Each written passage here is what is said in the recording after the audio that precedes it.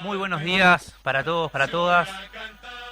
Es un gusto estar de nuevo compartiendo el programa de Fútbol a través de Radio Fénix y también por el streaming, el canal de YouTube.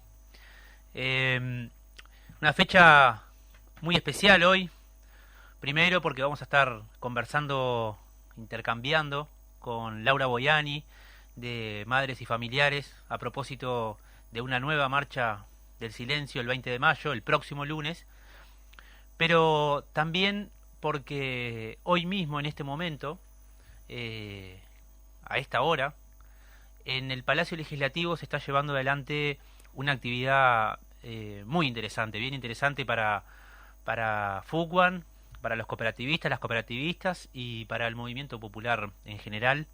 Tiene que ver con que se está desarrollando una sesión especial en el Senado a propósito del 40 aniversario de la recolección de firmas que se impulsó el 26 de febrero de 1984, donde en una sola jornada, gracias al impulso y a la fuerza del movimiento cooperativista, pero también del movimiento popular, de sindicatos, de estudiantes, vecinos, vecinas, se llegaron a recolectar 330.000 firmas y eso echó por la borda una propuesta nefasta que planteaba el, el gobierno de facto en ese momento.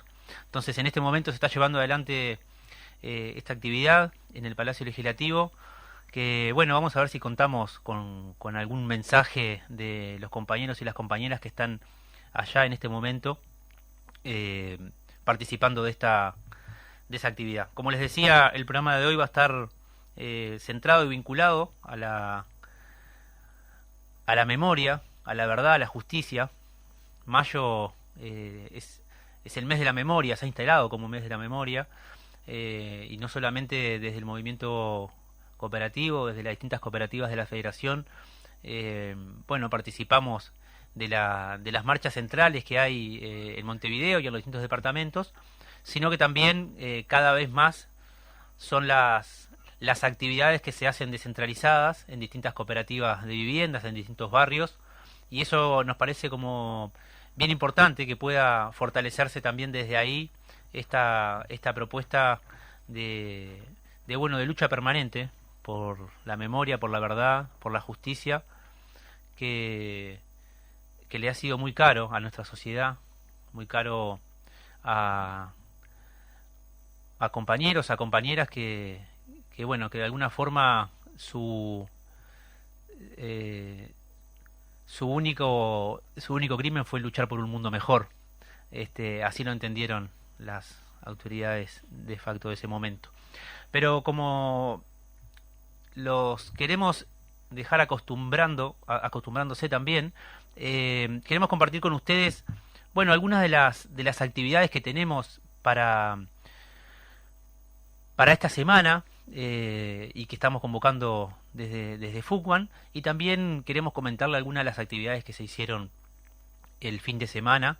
Recuerden que a través del correo desarrollo@fuquan.org.uy las distintas cooperativas, las distintas CEFIC de cada cooperativa puede solicitar bueno, esta diversidad de programación que estamos ofreciendo en términos de construcción colectiva, ofreciendo para poder tener en las cooperativas de vivienda a expresiones sociales y culturales que puedan permitir el encuentro, el acercamiento, el intercambio de nuestros compañeros y nuestras compañeras, y que nos parece sustantivo porque, como dice nuestra canción, la construcción de la casa es el principio y no el final, y toda la tarea que se realiza en el marco de lo que es el desarrollo social y el desarrollo cultural son bien importantes para mantener vivo el fuego del cooperativismo en esos procesos de justamente de educación, de formación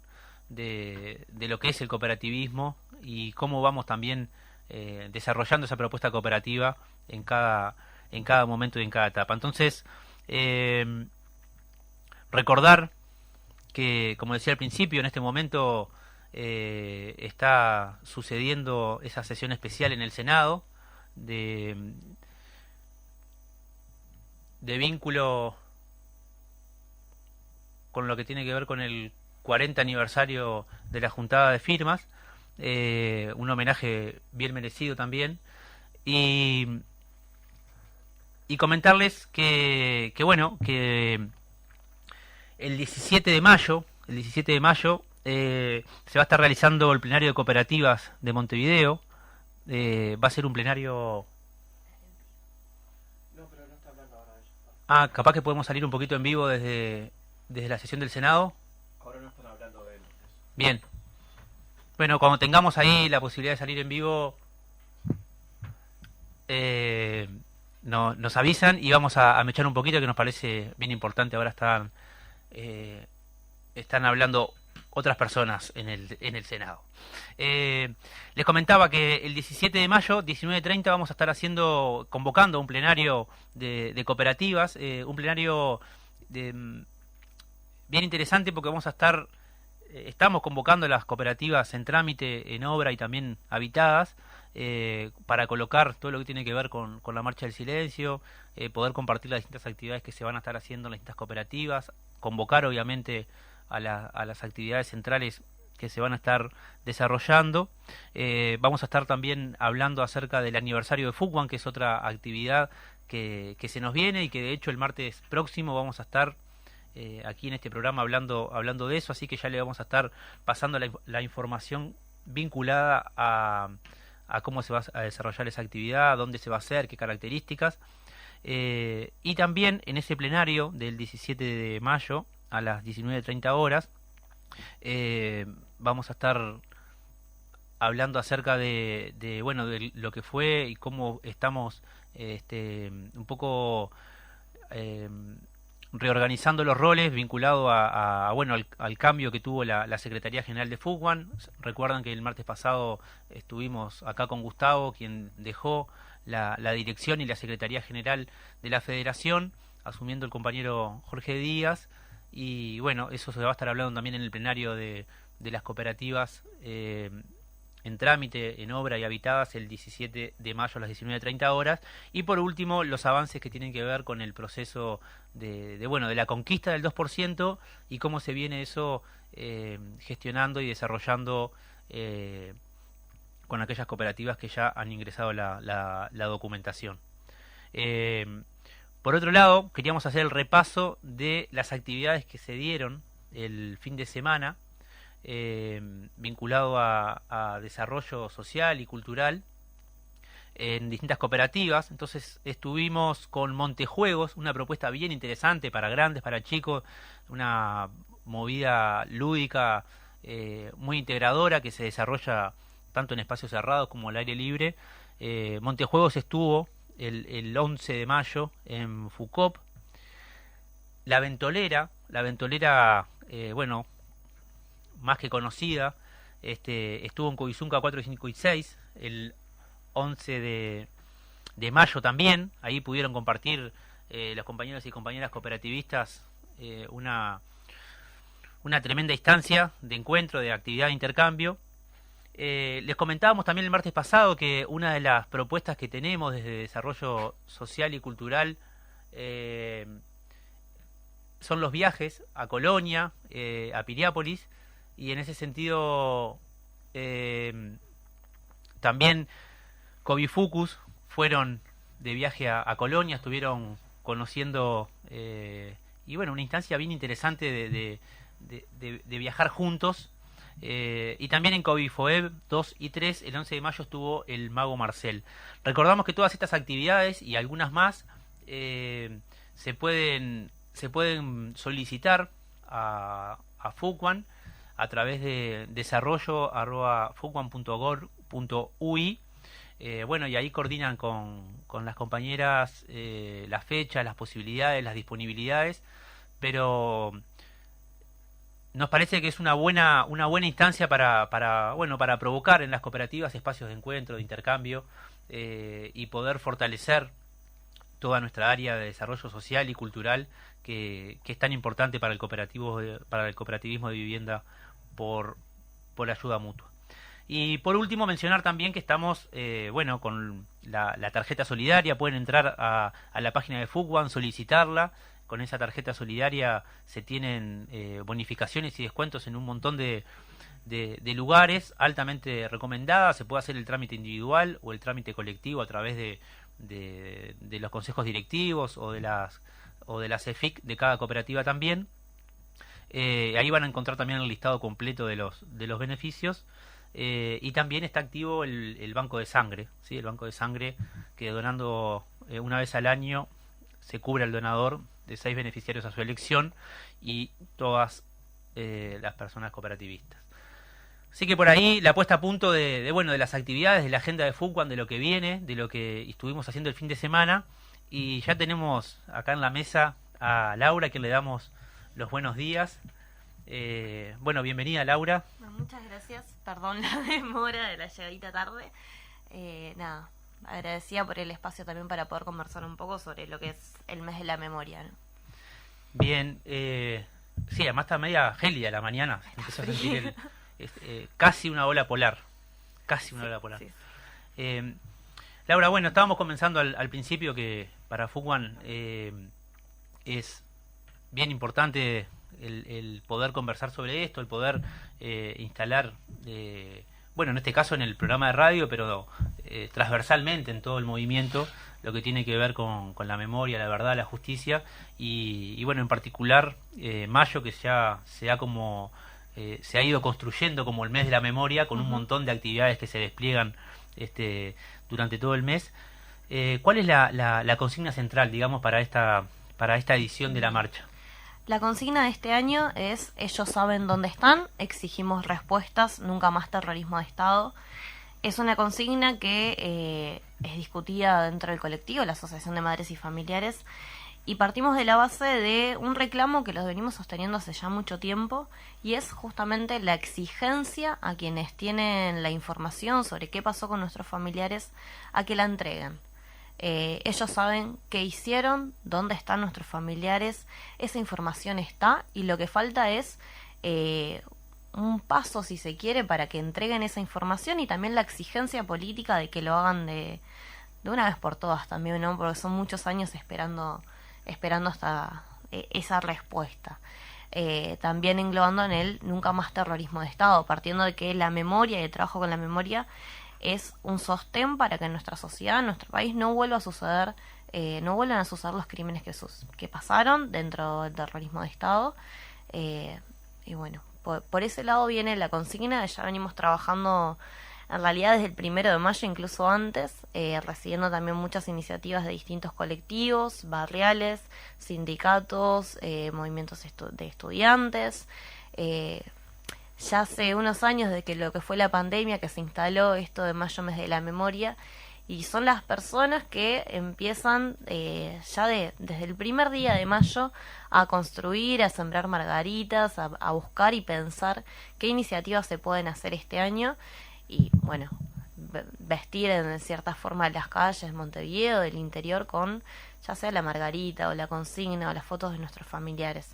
Es un tema que la verdad que la sociedad lo ha abrazado ya por completo, que también es algo que, si bien es como son nuestros familiares de la asociación, es también un tema que es de toda la sociedad, y así lo ha entendido esto de el eslogan, si se quiere, no sé cómo decirle, de que todos somos familiares.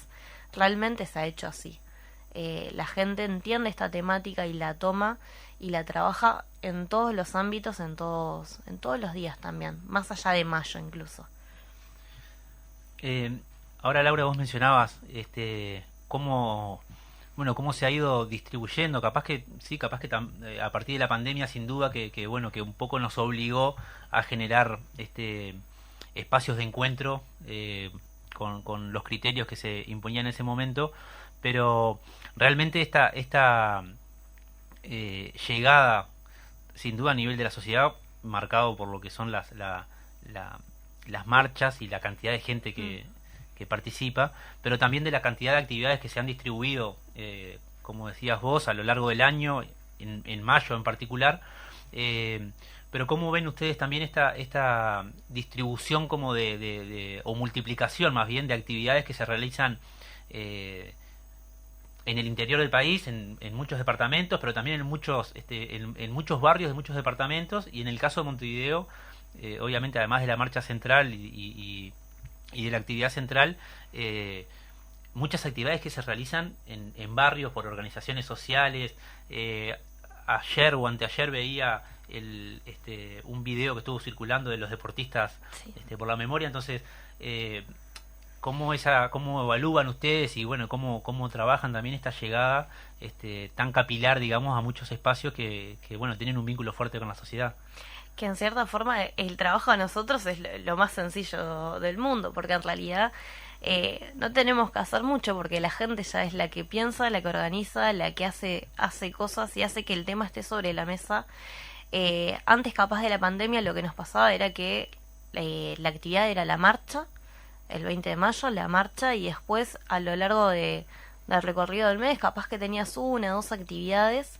Y el hecho de no poder encontrarse en el primer año de pandemia, de pensar, ¿no?, qué iniciativas o cómo poder poner de todas formas la temática de memoria, verdad y justicia en la agenda pública, hizo que las personas también buscaran otras formas, ya sea bueno, las propias iniciativas en la calle, lo que son las intervenciones, las pintadas, un pasacalle, a también, bueno, plantearse cómo, qué tipo de actividades se pueden hacer para mostrar este compromiso, o incluso también para abrir el diálogo de por qué es que nosotros año a año estamos reclamando y exigiendo por memoria, verdad y justicia, y por qué se realiza la marcha después de tanto tiempo. O sea, creo que también lo que ha servido mucho es para abrir el diálogo. Entonces, desde familiares, nosotros nos llegan un montón de iniciativas, como decías, no solo de Montevideo, que a veces es capaz que lo más notorio para nosotros, porque estamos de Montevideo y somos un poco centralistas a veces, pero también desde el interior, distintas localidades y pueblos que tienen muchas más dificultades para movilizarse, donde incluso el tema de la memoria o el pasado reciente sigue siendo un tema que es tabú, incluso a veces, ¿no?, de que ha costado muchísimo construir la memoria en estos lugares, pero igual colectivos de vecinos, que capaz que a veces son 5, pero igualmente van y siembran una margarita, ¿no? Los últimos años se notó la pulseada que se logró cuando desde el Ministerio de Defensa se había intentado implantar lo que era el mayo, el mes del soldado, y que era como, bueno, ellos pintaban las letras de las localidades con los colores del ejército y las personas iban atrás y les ponían las margaritas. Entonces, en ese tipo de gestos es algo que está latente y que es todo el tiempo. Y que incluso eso, ¿no?, de que en el interior es mucho más difícil y la gente lo toma y lo hace igual. Porque creo que se ha logrado entender o poner este tema desde un lugar humano, ¿no?, como decía, de que es algo que nos pertenece a toda la sociedad y no es una cuestión político-partidaria, no es de un sector de la sociedad al que esto lo tiene que mover, sino que es un tema que es humano y es de todos, porque en realidad el hecho de tener detenidos desaparecidos es un tema que nos debería doler a todos, o conmover o abrir preguntas de por qué el Estado, porque no podemos olvidar que esto es causa del terrorismo de Estado, por qué el Estado hizo esto con personas comunes, con sindicalistas, con estudiantes, con maestros, con mujeres embarazadas. ¿Por qué el Estado hizo esto? ¿Por qué el Estado secuestró, torturó, asesinó? Y no solo eso, sino que los desapareció. Y que la desaparición forzada es un crimen que no es solo sobre el cuerpo de la persona, sino sobre su familia, dejando una herida abierta durante muchísimo tiempo, y además sobre toda la sociedad. Porque es a la sociedad a la que le faltan los desaparecidos, y es la sociedad la que debería y lo está haciendo, exigir respuestas. Sí, eso es como bien importante también cuando se logra instalar esto de que es a todos y a todas, la sociedad, quienes nos faltan esos desaparecidos, quienes exigimos respuesta. Y vos, bueno, nombrabas también como este intento de instalación del mes de soldado, y también obviamente una parte de ciertos sectores políticos sociales de la sociedad también han intentado instalar que esto es una cuestión más político-partidaria que social, como vos decías. Y bueno, en ese sentido también no solamente el despliegue de las actividades centrales, sino todo lo que se genera en torno a este tema, van demostrando que bueno, que hay una intención de la sociedad de tratar el tema justamente como parte de la memoria colectiva. ¿Cómo viene siendo, digamos, el vínculo con el gobierno en este periodo, vinculado a la búsqueda? ¿Cómo ha sido ese vínculo en estos años? Y en realidad vínculos, poco y nada. Nosotros nos hemos reunido pocas veces, solo cuando surgieron temas que tenían que ser planteados. Hay una cuestión de intentar usar capaz el tema como para decir que es el gobierno que más hizo por la causa. Es algo que distintos actores lo han nombrado en algún momento u otro, pero en realidad el trabajo que se viene haciendo es a partir del trabajo de la Fiscalía Especializada, la Institución de Derechos Humanos, y después se encuentran como hay algunos choques quizá en perspectivas de cómo llevar adelante o cómo plantear algunas temáticas sobre este tema.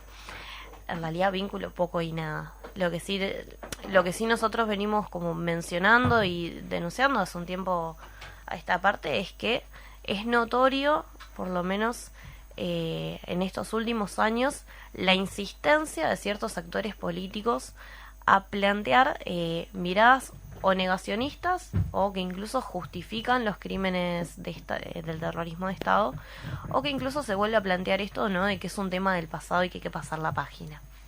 No, es como que esos tres enfoques están presentes y en este último tiempo lo han estado aún más. El año pasado, cuando fue la sentencia de la Corte de Derechos Humanos, la ausencia del presidente fue notoria en el acto que se realizó en el Parlamento, y además habían voces que justificaron, por ejemplo, los crímenes de las muchachas de Abril. Estamos hablando de 3 chiquilinas que fueron acribilladas, y se planteó como que había sido un enfrentamiento y esto de el algo habrán hecho que justifica esto, un acribillamiento, un asesinato, una desaparición. Entonces, si bien se continúa trabajando y han habido avances desde la justicia, han habido avances en lo que tiene que ver con la búsqueda también, y el trabajo no se ha frenado, falta voluntad política aún. Falta voluntad política en esto, por ejemplo, que decimos con la consigna de que hay gente que tiene la información y lo que falta también es la exigencia de, en este caso, quien es el jefe de las Fuerzas Armadas, que es el presidente, por ejemplo, ¿no? Entonces, es como a veces mucho discurso pero poco accionar en este tema. Es como... no es algo a lo que no estemos acostumbrados a esta altura. No, es un tema que siempre los avances han sido muy lentos. Y todavía está como muy fuerte el discurso de dar vuelta a la página, ¿no? Como si solamente con eso se pudiera si pudiera servir para algo o resolver alguna cosa. También déjame agregar ahí el hecho de que, por ejemplo, en los programas ahora de educación secundaria, con lo que es la reforma curricular, para los programas de 4º año de historia se plantea el hecho de que no es terrorismo de Estado, y se plantea nuevamente la teoría de los 2 demonios, diciendo que lo que sucedió acá fue una guerra, ¿no? Y se habla, por ejemplo, de los crímenes de la guerrilla y demás, y dejando una mirada completamente cortada de lo que fue el pasado reciente. Porque cuando empieza la dictadura militar, la guerrilla ya estaba terminada. Entonces, que eso esté en los programas de estudio y no se permita hablar de terrorismo de Estado es preocupante. Porque una cosa son los crímenes o lo que puede hacer un particular, una persona en un contexto específico. Otra cosa es que sea el Estado el que avale, lleva adelante estas acciones, y además en un marco de coordinación con otros estados también que estaban en dictadura en ese momento. O sea, esos avances que a veces quedan solo en discursos también se han volcado a cuestiones más prácticas como es la educación, la importancia que tiene también el sistema educativo, ¿no? Sí, vamos a ir a eso en la segunda parte, pero bueno, ya que estamos, nos metemos antes de la pausa un poquito más y también es bastante fuerte esto que vos traías, que bueno, que no deja de ser una posición del Estado, ¿no? Si a la hora de colocarlo de esa forma en los programas de estudio de nuestros adolescentes, donde además también por otro lado se quitan horas de materias como filosofía que impulsan la reflexión crítica, se colocan estos temas, este tipo de contenidos desde un punto de vista justamente que coloca lo que sucedió en el marco de reactivar esa teoría de los dos demonios de la guerra, dejando de lado, digamos, que justamente es el Estado quien estaba actuando. Y con ese tema, antes de irnos a la pausa, ¿cómo lo han trabajado ustedes desde la organización? ¿Se han tenido la posibilidad de conversar con los sindicatos, con estudiantes, como para en ese proceso que se dio de la construcción de esta transformación educativa, entre comillas, que nos ha llevado por caminos complicados? Bueno, desde la asociación en realidad lo vemos con alerta. No hemos tenido reuniones o posibilidades de intercambio con los actores de la educación, ya sea con el sindicato de docentes o los estudiantes. No hemos tenido esa posibilidad. Han sido como tiempos complicados también para lo que es la asociación, con el tema de la identificación, por ejemplo. Pero es algo que nosotros lo vemos con mucha preocupación, con alarma también por esto mismo. Una cosa son lo que hace un particular, otra cosa es el Estado. Y que se justifique o se intente borrar lo que hizo el Estado es realmente preocupante. Sobre todo si también esta mirada se vuelca ya a lo que es la educación, lo que es la historia oficial, si se quiere, ¿no? Desde ese lugar lo vemos con muchísima preocupación. No hemos tenido la posibilidad de hablar con los actores de la educación sobre este tema, pero sí estamos como alertas con eso.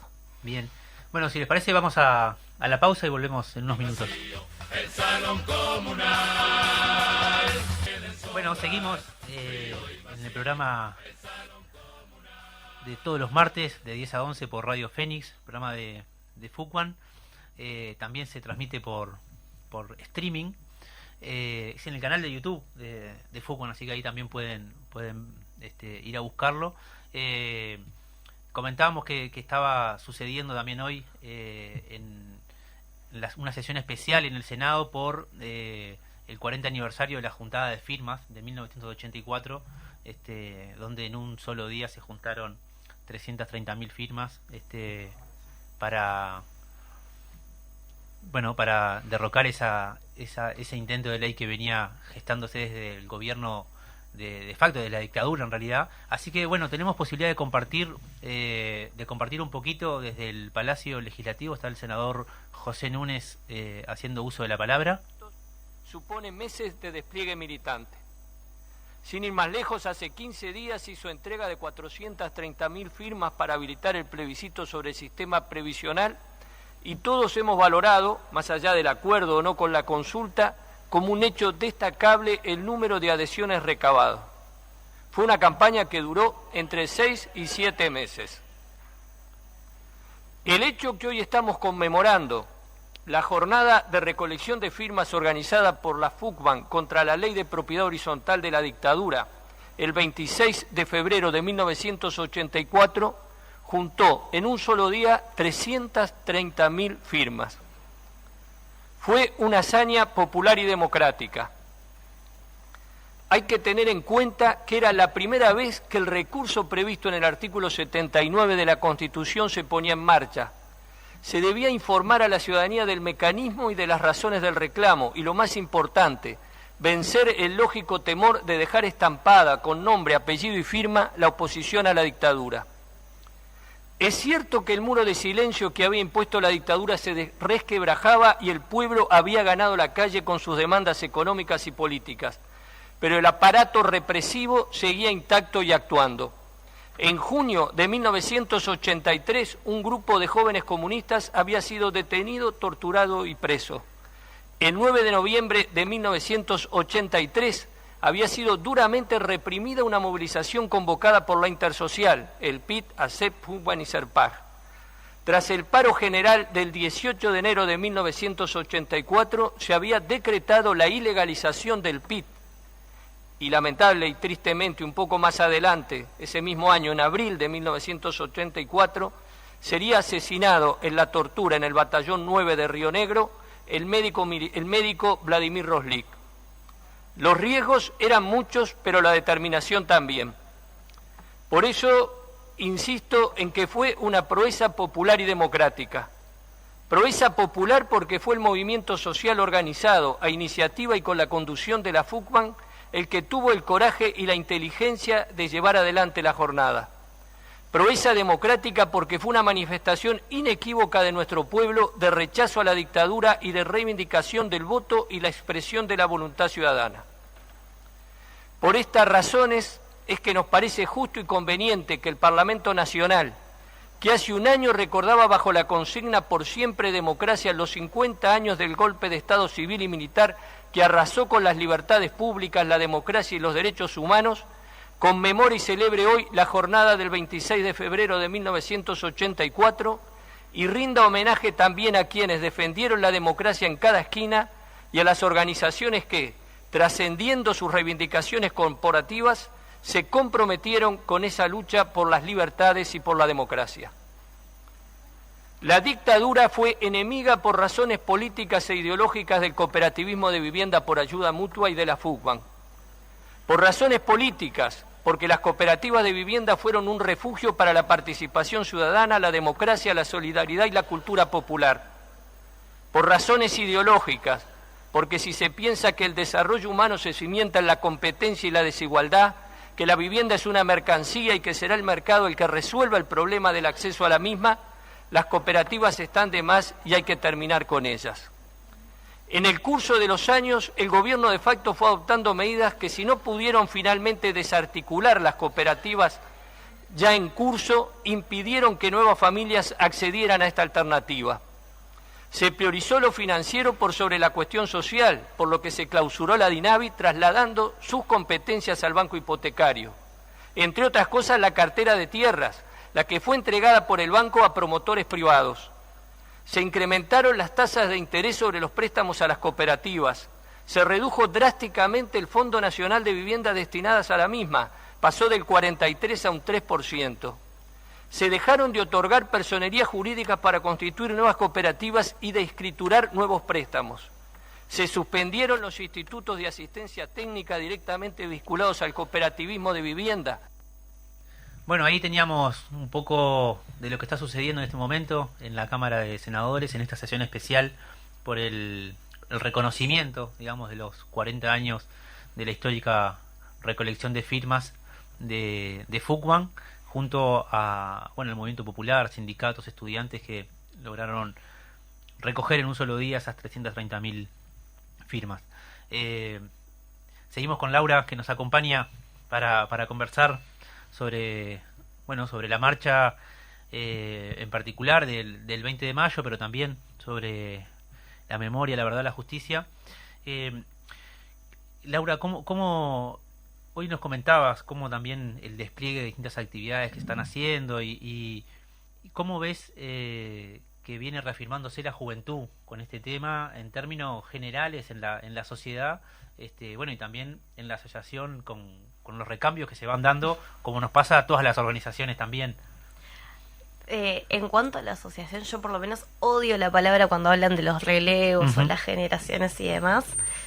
En realidad, la asociación tiene la particularidad de que tiene en este momento distintas generaciones, sí, pero que trabajamos como de forma muy mancomunada, que por distintos motivos, distintas razones, nos hemos tenido que encontrar en este espacio, ¿no? No es algo que capaz que alguien decida muy contento de decir, voy a integrar la asociación de familiares, sino que es porque justamente tenemos esto en común de que alguien tiene un esposo, un hijo, un abuelo, por ejemplo, en mi caso, que nos va tocando estar en este lugar, entendiendo que es un espacio desde el que construir y reclamar por memoria, verdad y justicia. Lamentablemente a veces los recambios son forzosos, porque es una cuestión que parte de esto de que el tiempo está pasando y seguimos buscando y trabajando contra la impunidad.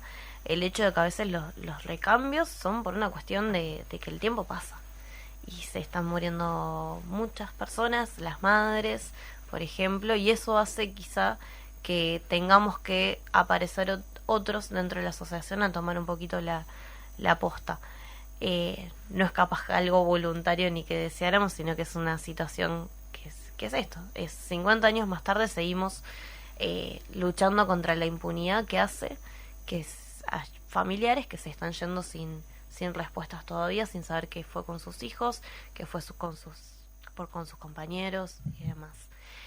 En cuanto a nivel de la sociedad, las juventudes creo que tienen una particularidad de que han tomado el tema, lo toman siempre. Es una cuestión que creo que se entendía esto de que planteaba al inicio, ¿no? Desde el lado humano, es un tema que es completamente separado de lo político partidario y que han buscado levantar de maneras creativas quizá la temática. A veces algo que cuando uno ve las fotos y las ve en blanco y negro y esa imagen vieja además se olvida, y es que muchos de los detenidos desaparecidos eran gurises, tenían 17, 20, 21. Entonces creo que a veces cuando se entiende esa parte, ¿no? De que eran jóvenes también, que soñaban y luchaban por una sociedad distinta, las juventudes lo han entendido, lo han tomado desde ese lugar, ¿no? De entender que eran jóvenes como ellos, quienes tenían como esa esperanza de una sociedad diferente. Desde ese lugar creo que las juventudes han logrado darle este espacio al tema. Muchas veces llegan actividades a familiares, de centros de estudiantes, de intervenciones en los liceos, a veces incluso no desde el lugar de la pregunta, desde el intentar entender qué pasó, quiénes fueron, por qué después de tanto tiempo se sigue buscando, ¿no? A veces creo que es eso, no más darles el espacio para que pregunten, que bueno, venir capaz que con un mazazo de esto es así, sino que se han abierto esos lugares quizá de intercambio, de debate, que hacen que, bueno, todos los años en realidad la Marcha del Silencio, quienes hacen el cordón son también los estudiantes. En la marcha del lado derecho e izquierdo siempre va el movimiento sindical de un lado y el movimiento de estudiantes del otro, y siempre son los jóvenes que están ahí. Y es una cuestión que no estamos obligando a nadie, sino que son los jóvenes que lo sienten de esa manera, que lo sienten parte, sienten este tema como parte de ellos. De lo que él planteaba antes, ¿no? De que es un tema de toda la sociedad, es una pregunta y es un reclamo que nos debería conmover a todos. Y a veces capaz que los jóvenes tienen otra sensibilidad, otro entendimiento de los temas que son más que bienvenidos. O sea, la cantidad de iniciativas, de actividades que llegan a familiares son impensadas. A veces es parte de eso, ¿no? De distintos grupos que se juntan y plantean el tema desde el lugar que se lo entiende. Desde los estudiantes hasta, por ejemplo, los deportistas, desde el arte también, que se ha abierto también esta área para, bueno, buscar esa manera de mantener viva la memoria también. Sí, es fundamental también que pueda quedar claro y reivindicar una y otra vez que esto tiene que ver con esto que vos decías, ¿no? De la verdad, la justicia, la memoria, y te mencionaba esto de los jóvenes porque también aparecen a veces discursos que esto solamente tiene que ver, o la solución de esto tiene que ver con el paso del tiempo, y cuando los protagonistas de ese tiempo ya no estén, y entonces ahí ya no se va a hablar más del tema. Y justamente cómo esa reivindicación constante por parte de las nuevas generaciones, de colocar el tema desde distintos lugares, como vos decías, muchas veces desde la pregunta, porque a veces tampoco están en los espacios de familiares la posibilidad de dar las respuestas, de poder hablar sobre eso con los gurises, y esta posibilidad de que el tema siga estando también es fundamental porque, bueno, asegura también que esa lucha se mantenga. A nosotros bueno, en las cooperativas nos ha pasado también que se empieza como a identificar también a compañeros desaparecidos que eran cooperativistas, que por ahí hasta hace un tiempo no se hablaba mucho de eso, pero bueno, se coloca también como esa búsqueda de quienes fueron desaparecidos, torturados, presos, eran vecinos, eran compañeros de trabajo, compañeras de trabajo, y que bueno, que ese vínculo con la cotidianidad también lo coloca como algo más fuerte. Vos mencionabas ahora al pasar esto con el vínculo con lo deportivo, que lo hablamos en la primera parte, y el fin de semana, por ejemplo, creo que fue Uruguay-Montevideo y algún otro cuadro de fútbol, creo que Rampla,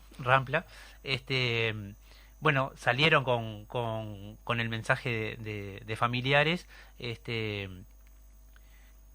Recuerdo hace no mucho también a la hinchada de Peñarol que estuvo con el tema, es decir, cómo se va metiendo, digamos, este tema, cómo lo ven ustedes, cómo lo analizan, que bueno, que por ahí el fútbol es digamos, un espectáculo que convoca a mucha gente. En general el poder prefiere que el fútbol sea masivo y que no sea popular, ¿no? Cuando el fútbol empieza a ser popular, y cuando empieza a enraizarse en los procesos populares, ya ahí empiezan a decir que hay actividad partidaria, que están hablando de cosas que no deberían hablar. Bueno, pasó con Villa Española también, y sabemos el resultado que tuvo. Entonces, ¿cómo lo analizan? ¿Cómo lo ven ustedes? De vuelta, ¿no? Todo surge como desde la pandemia, cuando se empieza como a abrir la cancha a bueno, buscar plantear el tema en distintos lugares y poder hacer esto, ¿no? De que hayan intervenciones, que haya manifestaciones en torno a la causa.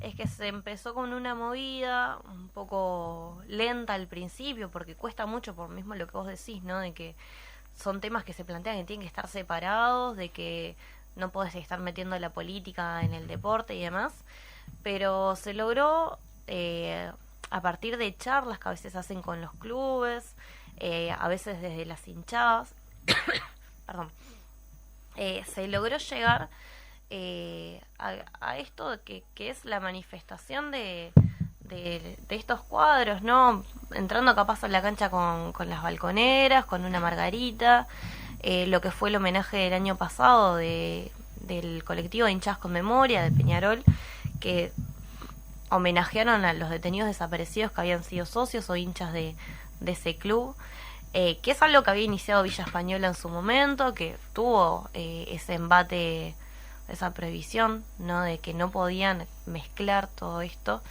Es un ámbito que cuesta mucho entrar, pero que es súper necesario también, entendiendo que el deporte y el fútbol en particular tiene una llegada a muchísimas personas. Tal cual.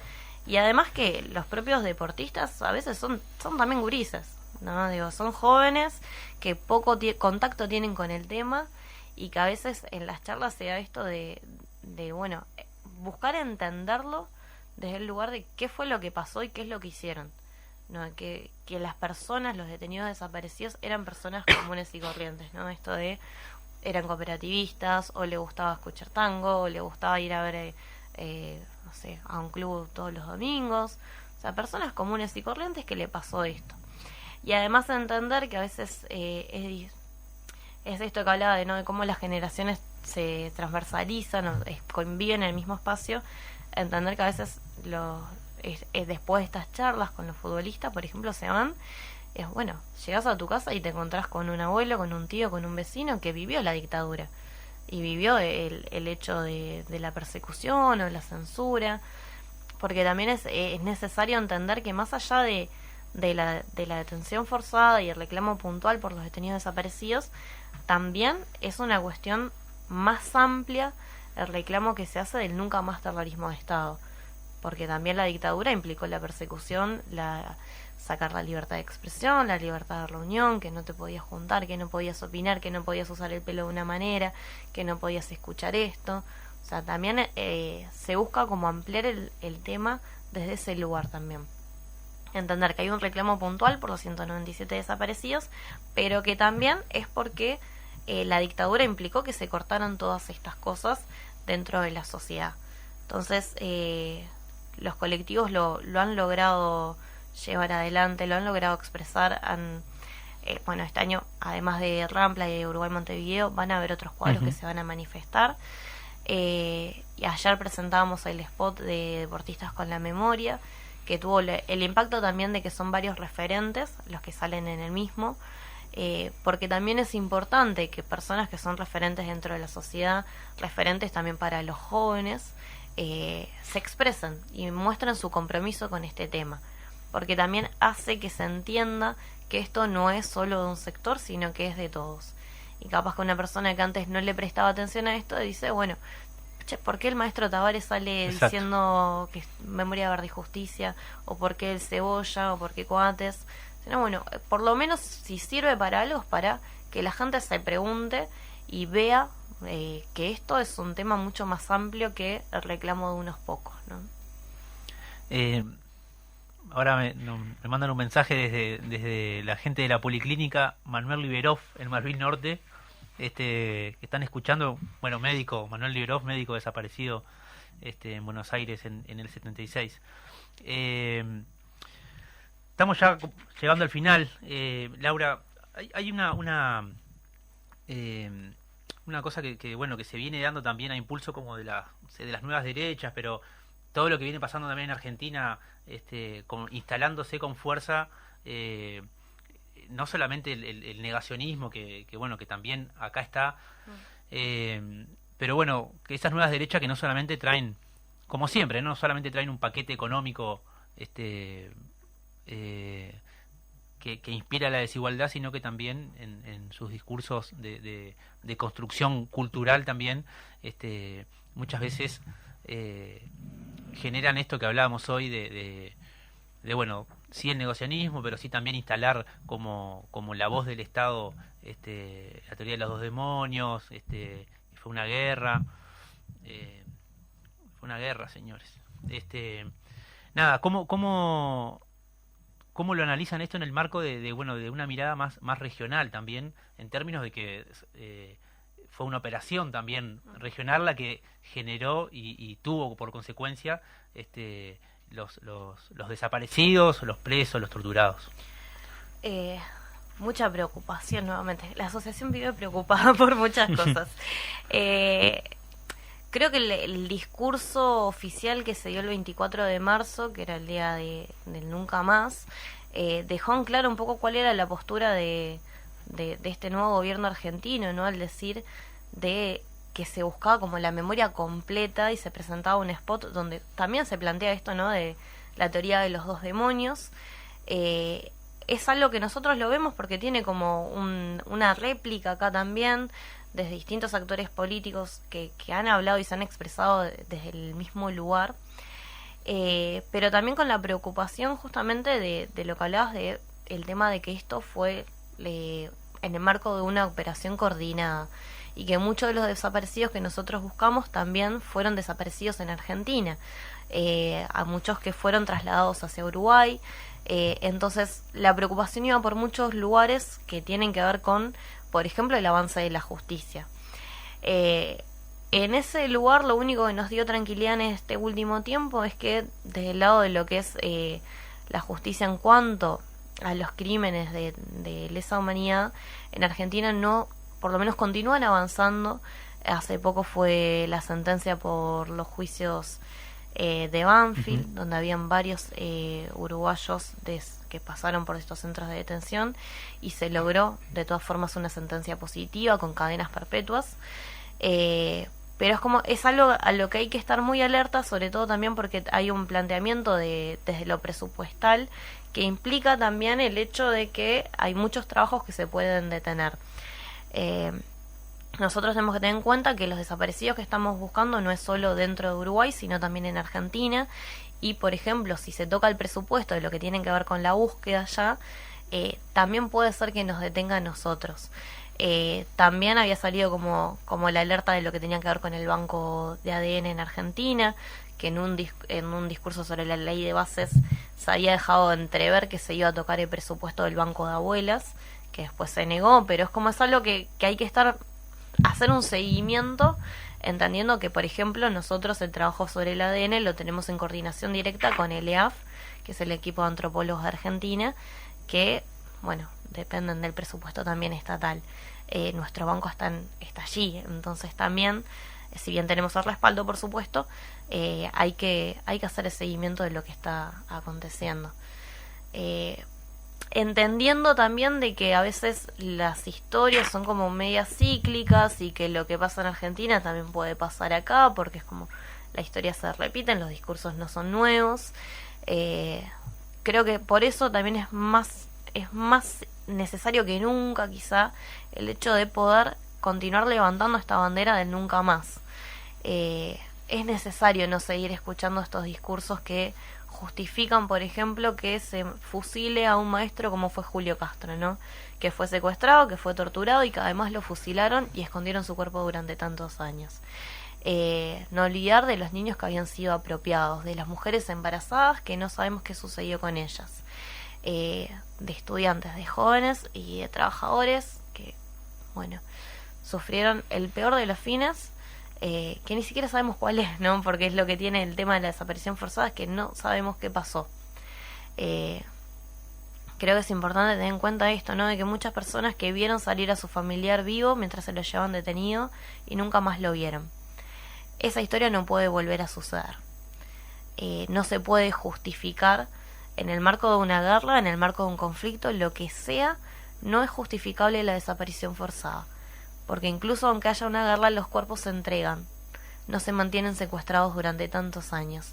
Entonces, el hecho de reivindicar o justificar lo que hizo el Estado a partir de esta mirada, de esta teoría de los dos demonios, que se repite acá, que se repite en Argentina, que se repitió en Chile también, porque fue una coordinación de todo el Cono Sur, eso no es justificable. Incluso aunque haya habido dos bandos, aunque haya habido lo que sea, que no fue así, incluso si hubiese sucedido, la desaparición forzada no es justificable. Es un crimen que se comete todo el tiempo, y esto que hablabas de los relevos o las generaciones más jóvenes y demás, es cómo se explica o cómo se justifica, qué lugar tiene la familia que tiene que explicar que hay un abuelo que es abuelo pero que no está y ni va a estar, que tu bisabuelo, que tu tío, que tu hermano es parte de tu familia pero no va a estar más. Las generaciones que venimos atrás crecimos con esto, ¿no? Yo crecí con la foto de mi abuelo, sabiendo que mi abuelo era un detenido desaparecido, que nunca iba a volver, pero sin tener una explicación y sabiendo lo mucho que eso afectaba, ¿no? También a nivel familiar. Es una historia que no tiene fin, porque no nos permiten cerrar esta historia también. La página no se va a dar vuelta hasta que no se termine de completar. Entonces, creo que es importante capaz de cerrar con el hecho de la convocatoria a la marcha este 20 Eso de mismo, mayo. 20 de mayo. 20 de mayo desde Rivera y Jackson a las 19 horas. Como siempre, la marcha es en absoluto silencio. Bueno, muchísimas gracias, Laura Boiani, de la Asociación de Madres y Familiares Desaparecidos y Detenidos. Nosotros nos volvemos a encontrar el martes que viene por Radio Fénix a las 10 de la mañana y también por streaming. Muchas gracias.